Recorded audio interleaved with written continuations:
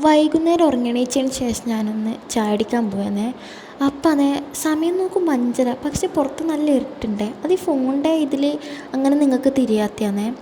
അപ്പം ഞാൻ ചായ അല്ലെങ്കിൽ കോഫി എന്നിട്ട് ഉണ്ടാക്കിയേ. അങ്ങനെ കോഫി ഉണ്ടാക്കി കുടിച്ചു. കുറച്ച് കഴിഞ്ഞപ്പോൾ ഒരു 7 മണി ആ ടൈമൊക്കെ ആയപ്പോൾ ഞാൻ പഠിക്കാനിരുന്നു കേട്ടോ.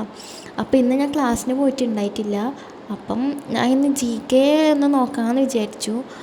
നമുക്ക് പ്രത്യേകിച്ച് അങ്ങനെ ടൈം ടേബിൾ നേരത്തെ ഇടില്ല കേട്ടോ. അങ്ങനെ ഇന്ന് ഫുഡിന് എന്താണെന്ന് വെച്ചാൽ പിന്നെ എന്താ ഇത് കോളിഫ്ലവർ കറിയും പിന്നെ മീൻ വറുത്തതും പിന്നെ എന്തോ മീൻ കറി ഉണ്ടായിന് കേട്ടോ. പിന്നെ ഇത് കുമ്പളങ്ങ പച്ചടിയാണ് അങ്ങനെ എന്തോ ആണേ. അപ്പോൾ എനിക്ക് അത്ര ഇഷ്ടമായിട്ടാണ്.